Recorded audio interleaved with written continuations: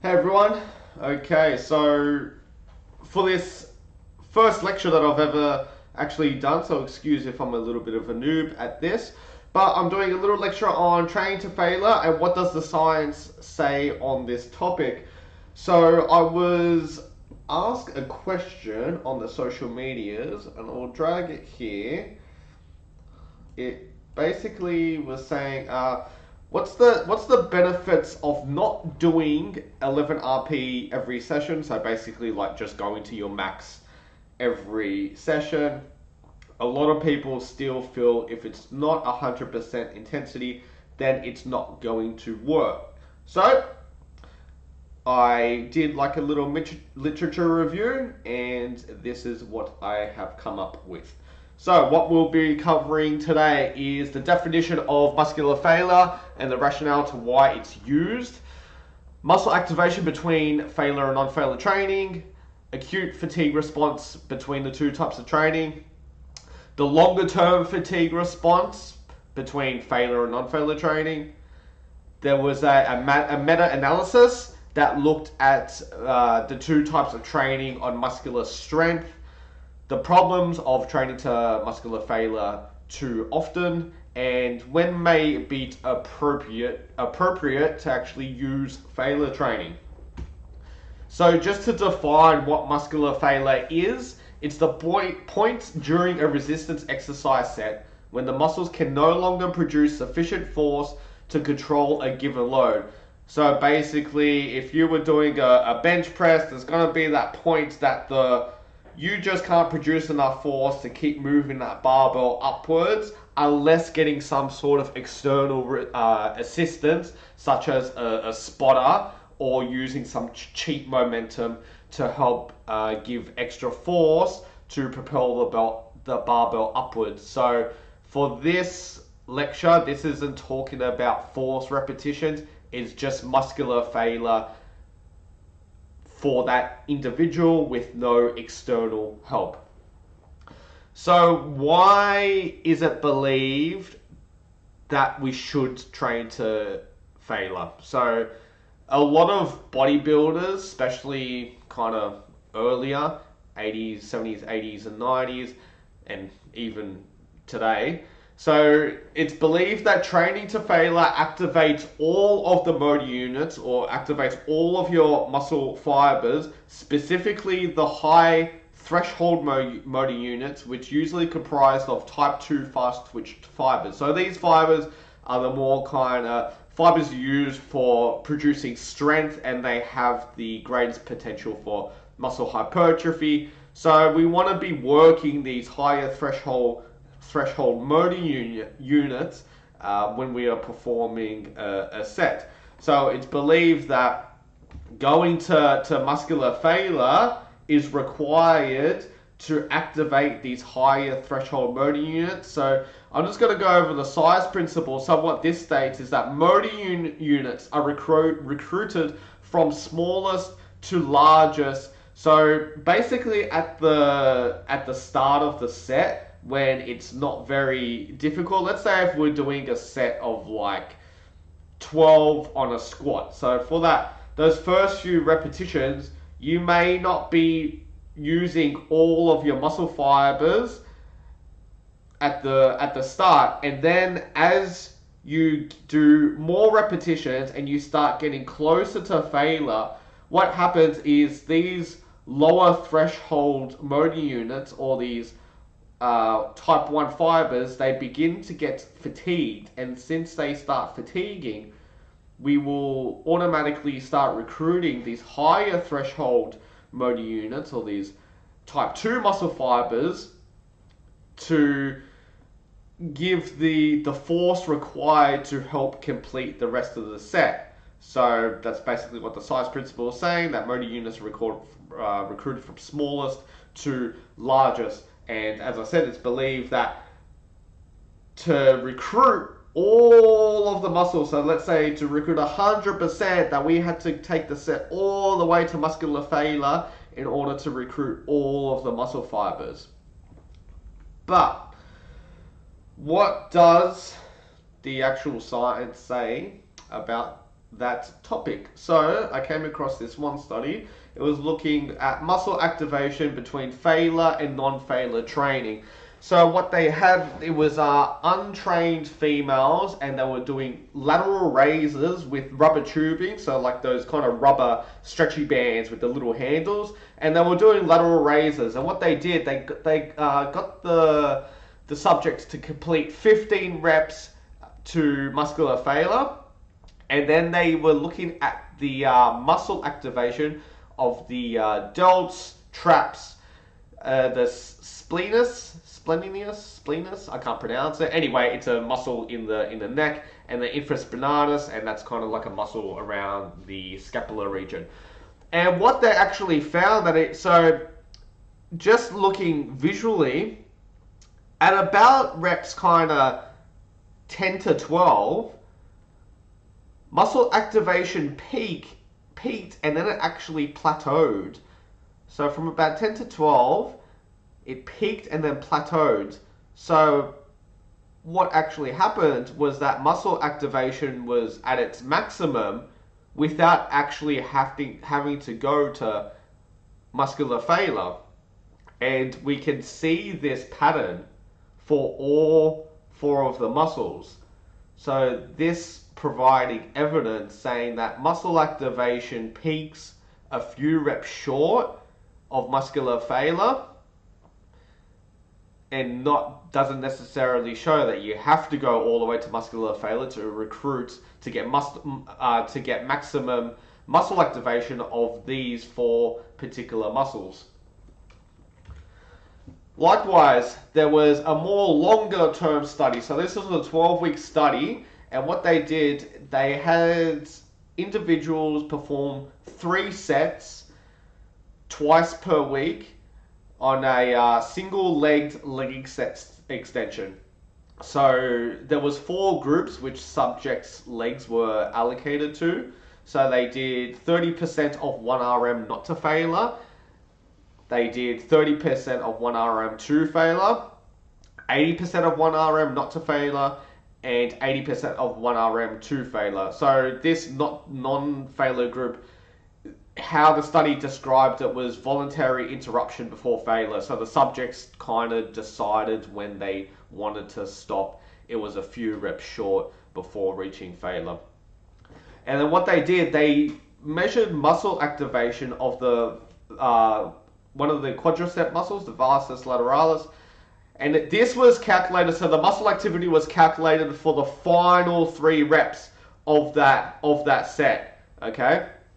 And if we look at the table here, so they took muscle activation before the training intervention, at the 6-week point, and at the 12-week point, so at the end of the training intervention.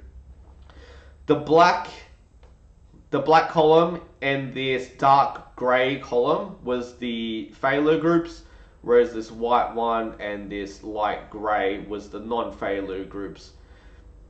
From memory, I don't think muscle activation actually changed from pre to post. I would need to double check. However, what I want to point out is that if we compare at all of the time points when we go to muscular failure or stopping a few reps short before muscular failure, muscle activation was not significantly different between the failure and non-failure groups.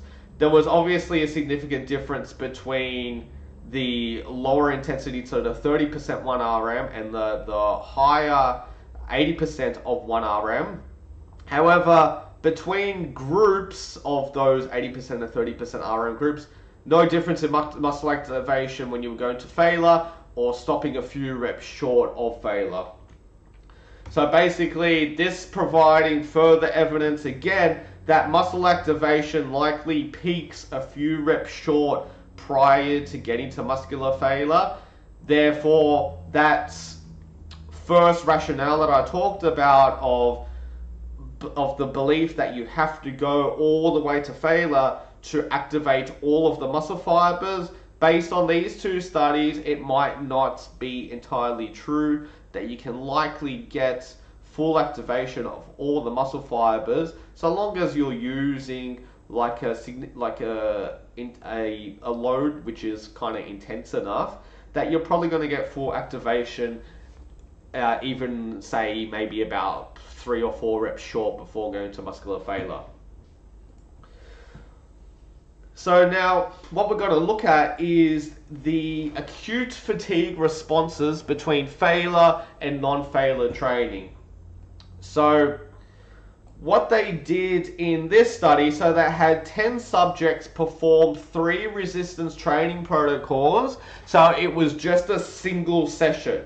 And these sessions were performed 4 weeks apart. So they'll do one training intervention. So that was, they did 3 sets of 5 reps, not to failure, using 75% of their 1 RM. So all the subjects did this, just one training session. It wasn't like a whole training block. One single session. They had 4 weeks break, and then they came back and did 6 sets of 5 reps, not to failure, using 75% of their 1 RM. 4 week break, came back to the lab, and then they did 3 sets of 10 reps to failure with 75% of 1 RM. They measured to check the fatigue response from these 3 sessions. They measured mechanical performance and biomechanical markers of fatigue before the session, directly after the session, and then it was 6, 24, 48, and I didn't write it here, but it was 72 hours after the training session, okay? So they wanted to see what is the responses in fatigue after these 3 type of sessions. So you can see this top one was kind of like more of a lower volume, not to failure session. This one was a more of a higher volume, not to failure session. And then this one was kind of like a moderate volume, but to total failure session. And what the cool thing about this study was that over these, say, 3 days that they were getting these measurements done, the subjects actually lived in the lab and they were fed all their meals. They lived in the lab, so then there wasn't kind of like any extra, say, fatigue from outside, like going to work or family or whatever. Any other kind of external environmental factors that could contribute to fatigue after a session or affect someone's recovery.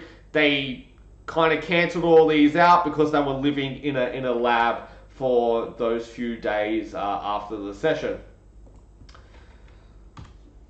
So what they found, so these were the performance measures. So with the bench press and squat, what this is the mean propulsive velocity of the barbell so using a load to which they can move the bar at 1 meters per second. So before they did the training intervention, they got them to do a bench press and a squat.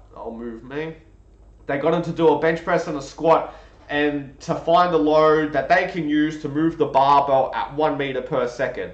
And then they retested, so they used the same load, but then they did it directly after the session, 6 hours, 24 hours, 48 and 72 hours, to see how does this change and how long does it take to recover back to baseline performance. So that was for the bench press and for the squat. And then this one down here, this is a counter movement jump. So it's just kind of like a jump on the spot. And then they were looking at jump height. Now, this dotted line, this is the group that went to muscular failure. This dashed line, this was the more higher volume. So, sorry, I got that in the way. It was the 6 sets by 5 not to failure group. And then this solid line, this was the group that just did the 3 sets of 5 not to failure. So just by observation, just visually looking at these graphs, relative to baseline, we can see there's greater dip in performance in the group that went to failure, okay, for basically all 3 of this. This B, this little B, represents a significant difference of performance relative to baseline, And we can see this non-failure group was took that their performance was significantly dropped up to 48 hours and kind of returned to baseline at about the 72-hour mark.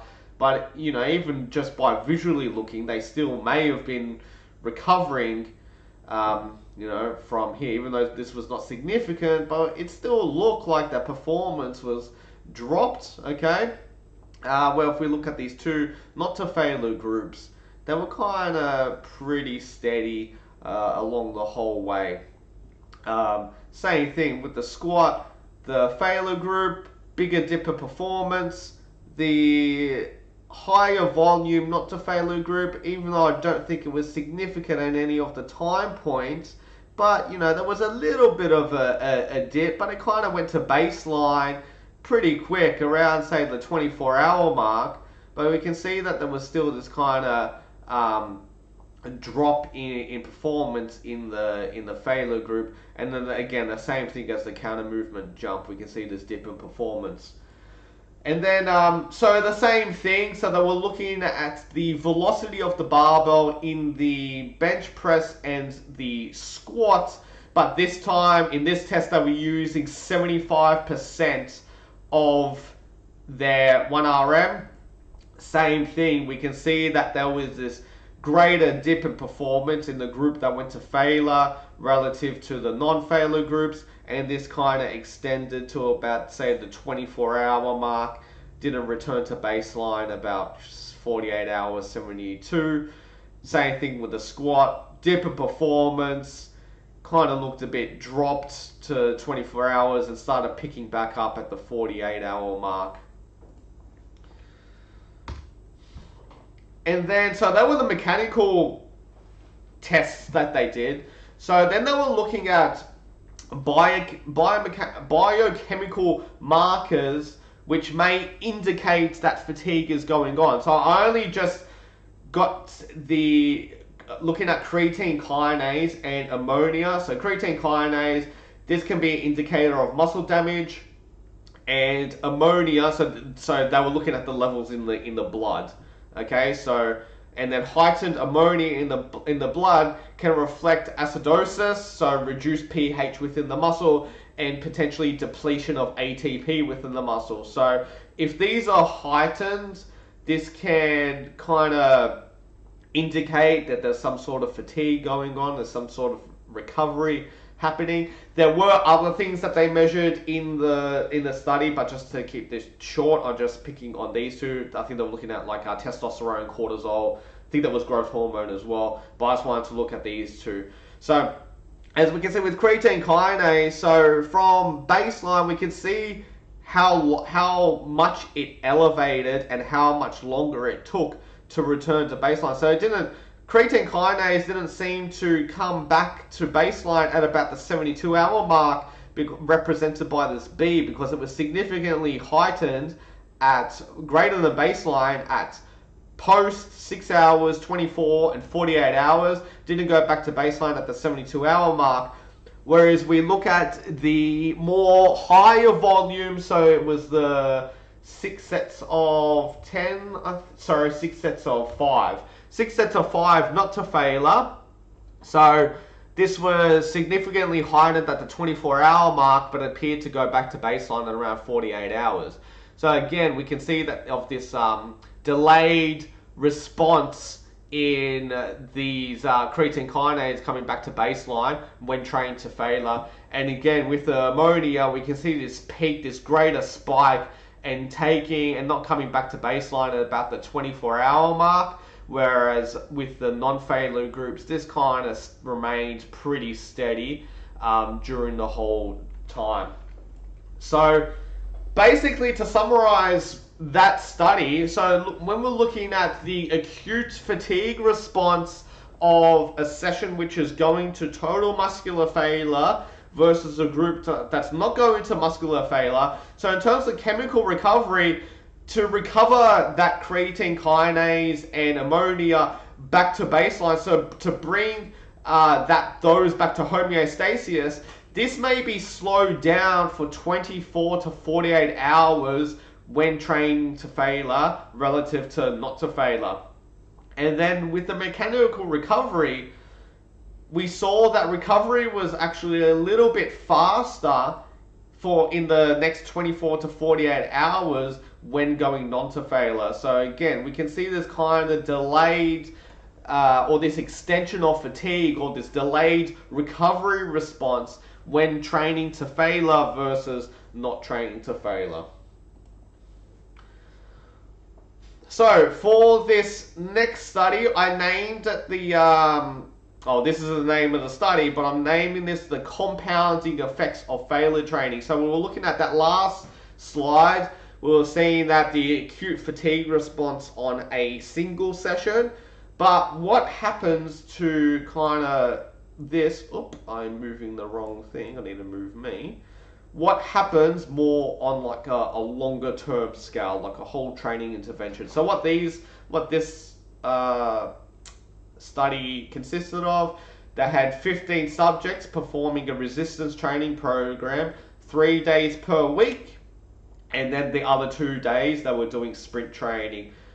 The sprint training was the same for all of the subjects, but what did change was the resistance training, and there was 2 groups, okay? So one group was a non-failure group. So what they did, if we look on the side here, so this non-failure group, they performed this many sets and these many repetitions, but they were using this percent of training load. So whatever they would normally lift for 10 repetitions, whatever load, they were using 80%, or they dropped it by 20% of whatever that load was on this day. But then this other day they were doing 70%, and you can see they were training submaximal through the whole training intervention.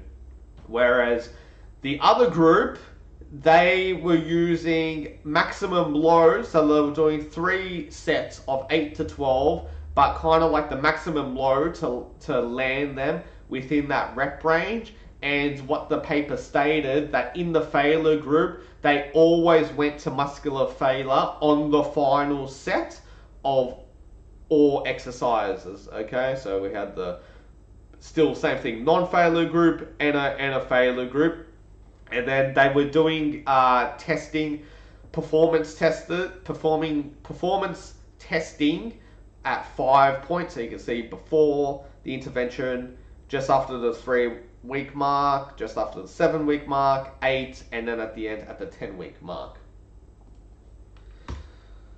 And just briefly, I mean, you can pause this if you want to look at the program, but you can see it was like a pretty full-on program. So some of the other failure training to failure studies, when they're comparing failure groups to not to failure, sometimes it's not like a whole training like proper program. They might just do like, say, bicep curls or leg extensions, kind of like the other study I showed before this, a few slides before, when they're just doing single leg extensions.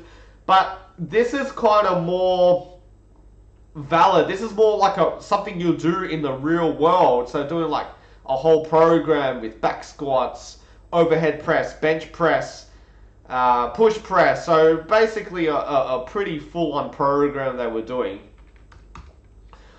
And now this is the part where I was talking about the compounding effects of fatigue as the weeks go on. So what I would like to point out, so first off, between the group who didn't go to failure, so this RI, that's the non-failure group, and then RM is the group who went to muscular failure. So training volume was not significantly different at any of the time points. I think from memory, one of the weeks, only 1 week, I think it was the non-failure group had just slightly higher training volume. It may have been this week 6 that they just did significantly more training volume. But basically, as a whole, training volume was equated, or not equated, but it was basically very similar between groups. So no significant difference in training volume between the non-failure and failure groups. However, on the right here, so what this is looking at training strain. So they used the calculation that we're using RPE, so perceived exertion, and the duration of the session. Then they did a calculation to calculate how much training strain was being experienced by the subjects. This little hash represents a significant difference between groups. So if we see training strain between weeks 1 to 3 was not different between the training groups. Again, the black is the submax group, and then the light one is the training to failure. But from all the way from weeks 4 all the way to 10, we had significantly greater training strain in this group that went to muscular failure, even though training volume was equated between groups. So for the same given amount of work, the group who went to failure was experiencing much more kind of strain, or likely getting more fatigued relative to this group who didn't go to failure.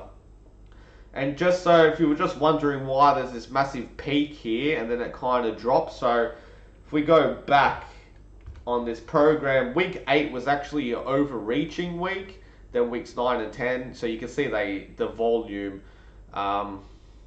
almost, well, it's up about like 1.5 times relative to what they were doing. So they've got this overreaching week and then dropping back down in these following, so that makes sense. They had this overreaching week, so training strain is going to go much higher.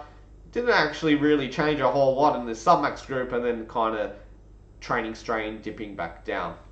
But anyway, and then with that, they did a whole bunch of performance measures as well. So just briefly, they did squat jumps, body weight, and using 20 kilo weight, so just a jump on the spot. Counter movement jumps, squat jumps. This was this was jump height. This is peak power. They used a isometric force. So what they did is they got a barbell in a rack. It was fixated. They will stand and they will do, so it was an isometric pull. Okay, they were doing they were pulling on the bar, so the bar can't actually move. It's kind of like locked into place, and they're just pulling on the bar as hard as they can. And then they got some force plates on the floor, and then with the force plates, they can measure the ground reaction force to work out how much force are they pulling in that bar. Now, there's a lot of data here, but all I want to do, just focus on these first one. So what this is effect size. So we've got the pre and post measures here, and then we've got the effect size. So what the effect size tells us, it's the magnitude of change in performance from the pre to post measures. So what was the magnitude of change, for example, of the squat jump from the pre to post? This first one here, this is the non-failure group. This second one is the group that went to failure. And just looking at the effect sizes, we can see performance significantly improved on basically almost all of the performance measures to a greater degree to what this non-failure group achieved. Okay, so just looking at these effect size numbers, we can see these are much larger relative to this failure group. And then what else was interesting, if we look at rate of force development, so this is rate of force and development is the amount of force the rate of developing force within the first 50 milliseconds, 100 milliseconds, and so forth in that isometric pull. And rate of force development slightly greater in the in this 50 milliseconds, and these three didn't really change a lot from the pre and post in the submax group. However, in the failure group, we can actually see that rate of force development got worse by the end of that 10-week training block.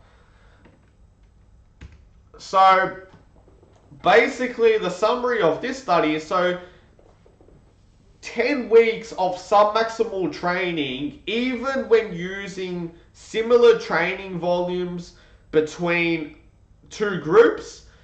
Submaximal training resulted in less training strain and better performance outcomes on those majority of those performance measures that I just showed previously. So basically, training, not non-failure training, resulted in better improvements in performance for less training strain at the same given training volume.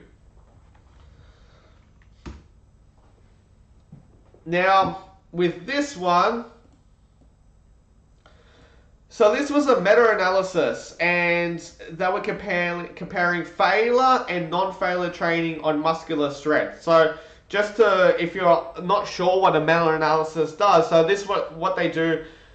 They combine the results of multiple studies, and then they combine the results to find what are the kind of the trend, what are these results leaning towards. So let's say there's a whole bunch of studies which have been done looking at training to failure versus not training to failure on strength. Some might show a difference between groups. Some may show that failure training is better, and some might show that non-training failure is better. But what they will do in a meta-analysis, they will combine all these studies together, and then to see what are the overall results kind of leaning towards, okay? And this will make a little bit more sense on the next slide, how they put it together. So what happened? They found 8 studies that met their criteria, which combined failure, comparing failure to non-failure training.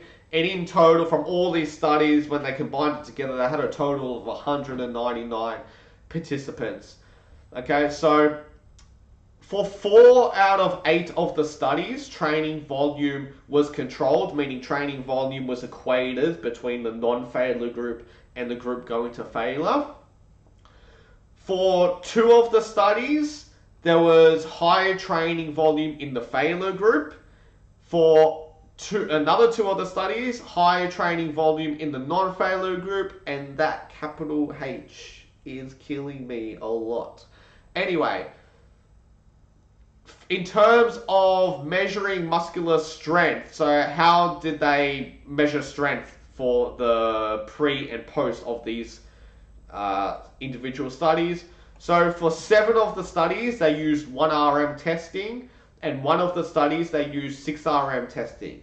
And the exercises that they were using for these tests, 3 used the bench press, 3 used the squat, 2 used the bicep curl. Clearly the most important exercise you should be testing 1RM strength on. And then 3 were using leg extension. So it was pretty cool. They had it was a pretty good mixture. You know, they got some compound lifts, they got some isolation lifts. There was a mixture of volume not being controlled, high training volumes, lower training volumes. So it was a pretty good kind of range of studies that they had here. So what did the results find? So when they were the studies, just combining all the studies of the training volume, so not looking at one that had the high training volume or lower training volume, just all of the studies. So they found both types of training, so groups that trained to failure and groups who did not train to failure. So they saw improved strength in kind of everyone, regardless of, as I said, training to failure, not training to failure. However, the groups who trained not to failure, they found there was marginally greater increased strength, so 0.6 to 1.3% greater increase in strength relative to training to failure. When volume was not controlled, they found that non-failure training on muscular strength was slightly better. When volume was controlled, there was no significant difference of improvements in strength between not training to failure and training to failure. Then what they did, they separated individuals who were trained and individuals who were untrained. And then they were comparing what's the difference in responders of non-training to failure and training to failure. So what they found was there was actually greater increases in muscle strength were found following non-failure training in those who were previously trained compared to novices. So people who were previously trained appear to get better improvements in muscular strength when they did non-failure training versus when they did failure training. However, in novices, when they did non-failure training or failure training, the strength didn't seem to differ. They kind of increased strength regardless of which group they were in. So why might this be the case? Why did we see greater muscle strength in the trained individuals doing non-failure training and no real difference in the novices? Maybe failure training might be more fatiguing in trained individuals. So if you think someone who isn't trained, they're generally going to be able to squat more. They're going to be doing higher training volumes. With kind of like the higher training volumes and probably more so because of the higher loads that they can lift per set, they're probably going to get a lot more fatigued training to failure versus novices training to failure. So it probably training to failure in someone who's much more advanced in their training, they're probably going to get a lot more fatigued with the failure training. Therefore, if we go back on those previous slides where we saw the compounding effects of fatigue as the weeks went on, maybe what happens if trained individuals are regularly training to failure over a whole training cycle, that they might build up more fatigue as these weeks go on. Therefore, their strength doesn't improve as much versus if they've trained non to failure. And then also what this meta-analysis did, they broke down group studies which use compound exercises, so squats, deadlifts, bench and whatnot, versus studies which just did isolation exercises. And what they found that the studies which use compound exercises, non-failure training appeared to improve strength to a greater degree versus when they were doing compound exercises to failure. But when they were using isolation exercises, when they were comparing non-failure to failure training, strength differences didn't really seem to differ between those styles of exercises. Again, going back to what the last point I said, with trained individuals, with the compound exercises, these are going to be more fatiguing. So if you're going to failure on a compound exercise, going to probably be generating a lot more fatigue, hence strength improvements not being as great if you're going to failure versus non-failure, not getting as fatigued, therefore likely better improvements in strength over the long term. So just to summarize this entire meta-analysis, failure training appears to be the same, if not worse, than failure training for gaining strength. So as we saw, that both training to failure still did improve strength. However, it may just be the same as non-failure training or a little bit worse than not training to failure. So basically, going back to the original question that we had on this at the beginning of this lecture, the question was that I can't word it exactly, but that it's not 100% necessary, or it's not essential to do failure training for gaining strength. So you can still make gains, if not better gains, not training to failure. So just some more kind of like practical take-home stuff now. That's all the study reviews that they're finished. Just some kind of practical stuff from what we learnt from the evidence that I presented, and just some other things that I've read as well. So the problems with training to failure regularly. So we see that for the same given amount of training volume, there appears to be a greater accumulation of fatigue. Okay, and this can be a problem because this may cause someone to overreach earlier. Therefore, they need to do a deload sooner.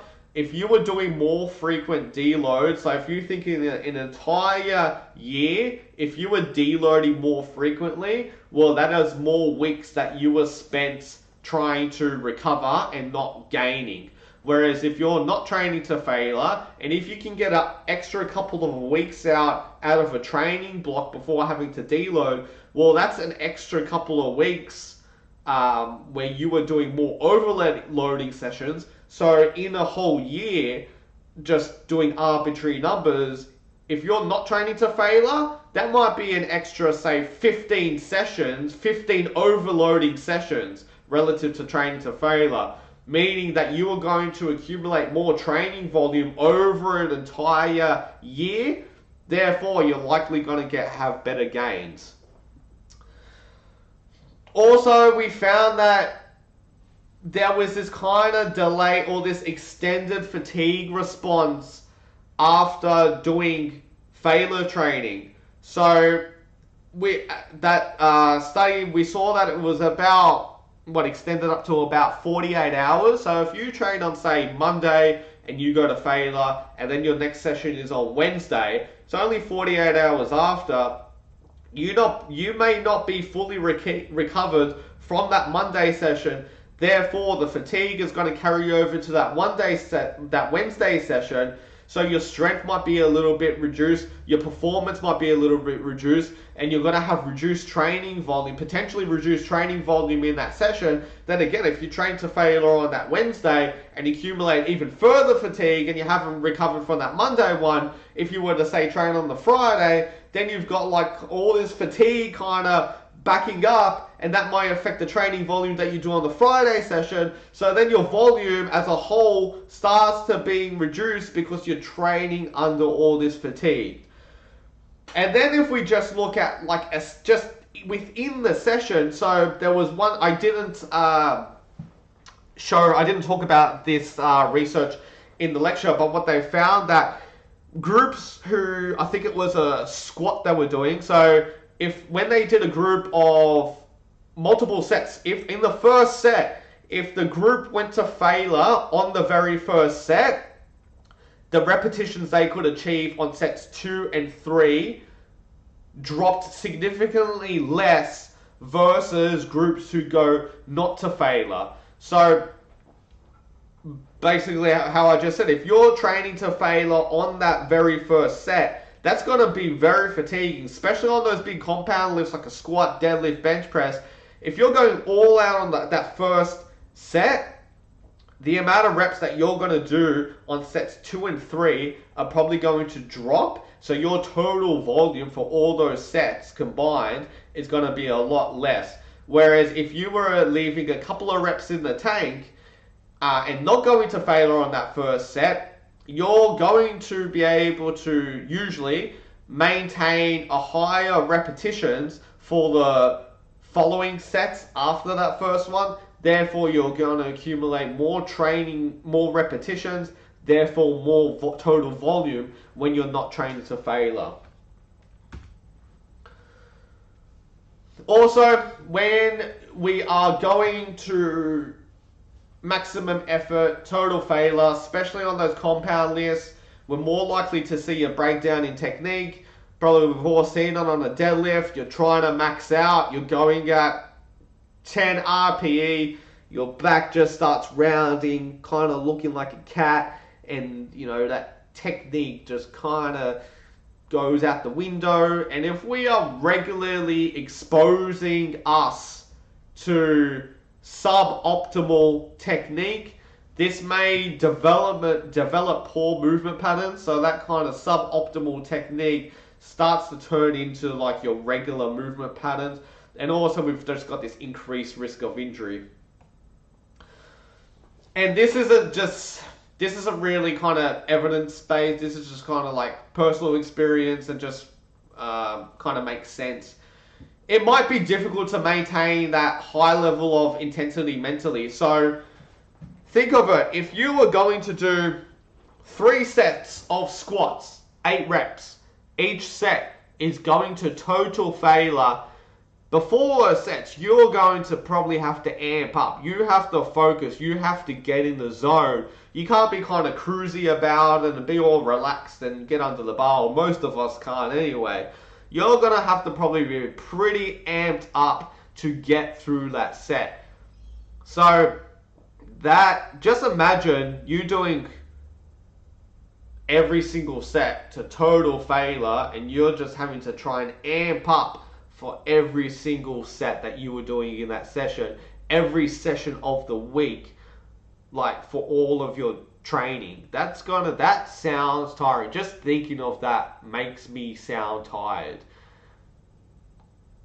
The mental stress, so stress is accumulative. So we don't only do physical stress is not only fatiguing us, but if we're kind of mentally stressed, this can kind of accumulate in our total stress pool, which can cause fatigue and reduce our performance in our training sessions, and also can slow down our recovery.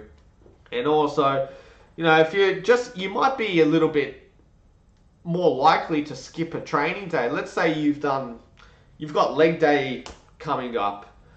You just did a really hard day at work. You had to do some overtime. You did a 10-hour day, and you've got legs tonight. You're not getting into the gym at like 7:30 at night. And now in that leg session, you're going to failure to every single session, and you have to amp up, and you're already mentally exhausted. That doesn't sound like a fun time. And you're more likely to be like, you know what? Netflix sounds really nice tonight. I might just put off that training session and skip it. So that's another issue that you may run into.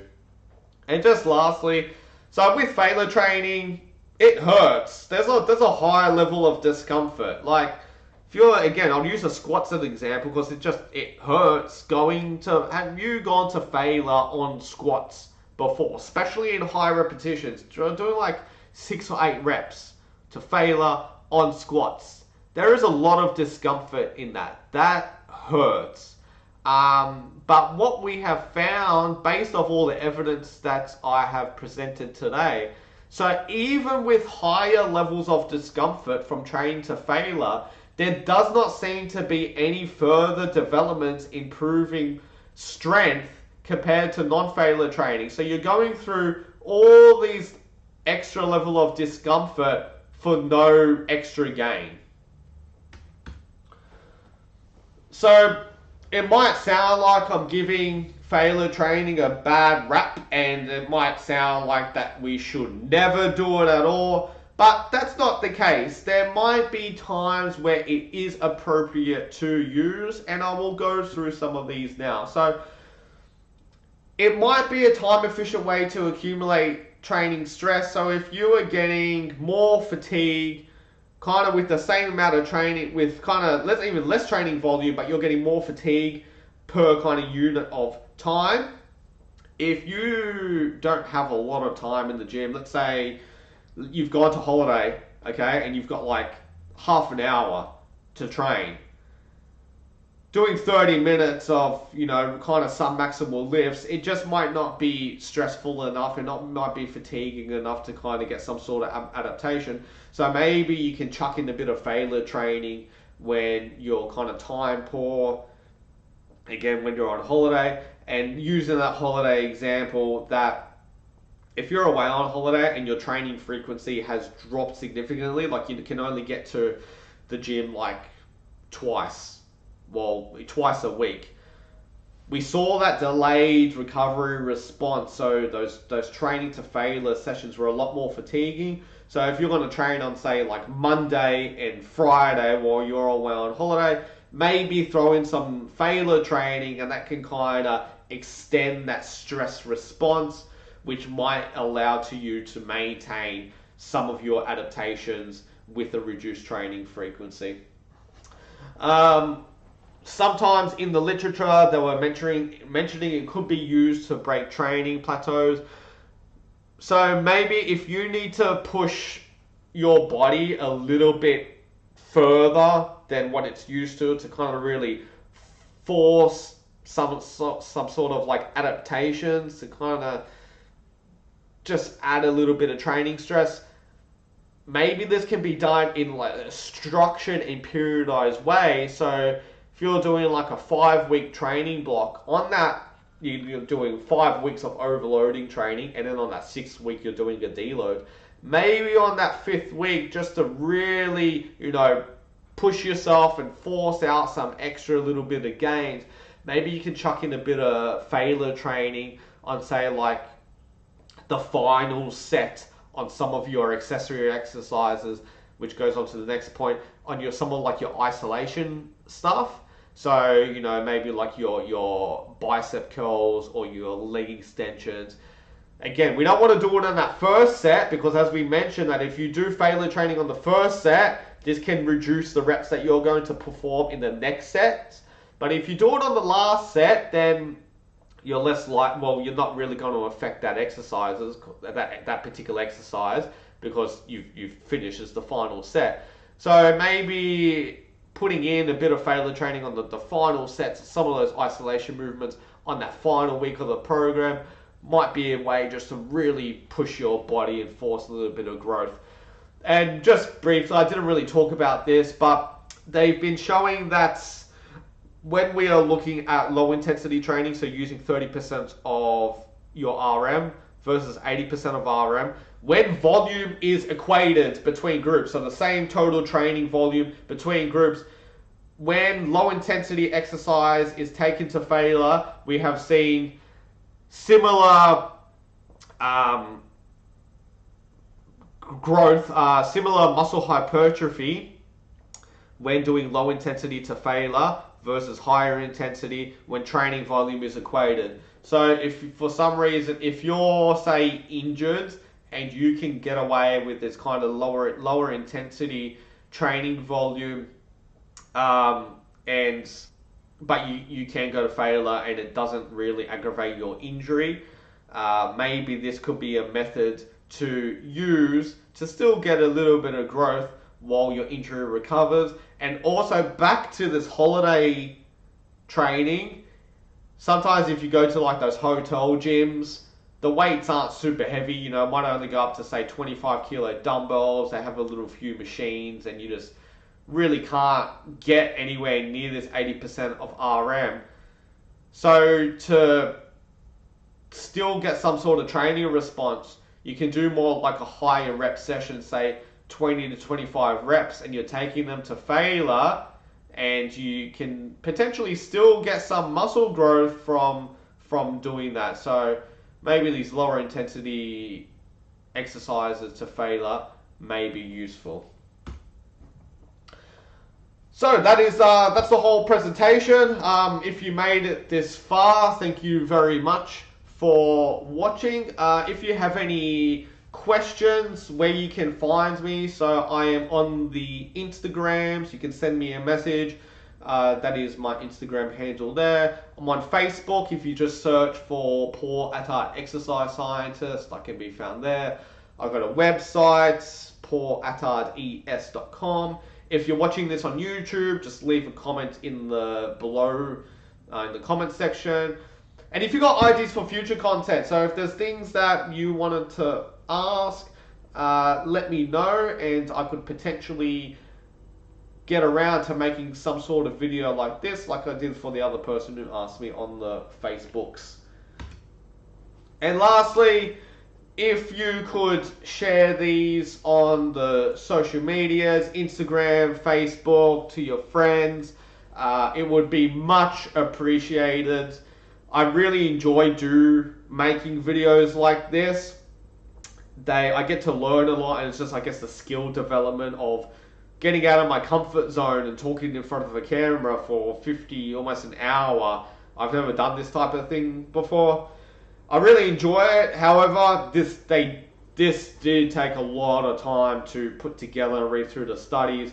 And if it can be shared and if more people can see this, then it motivates me more to spend the time in doing more of this. And I hope it can kind of go to a wider audience so it can kind of help with everyone's training. So if you can share it, well, I mean, if you enjoyed it and would like to share it, it would be much appreciated. So yeah, thank you very much for listening, and I hope you got to learn a thing or two. Thanks. Forgot to add for any of the references of what I just talked about.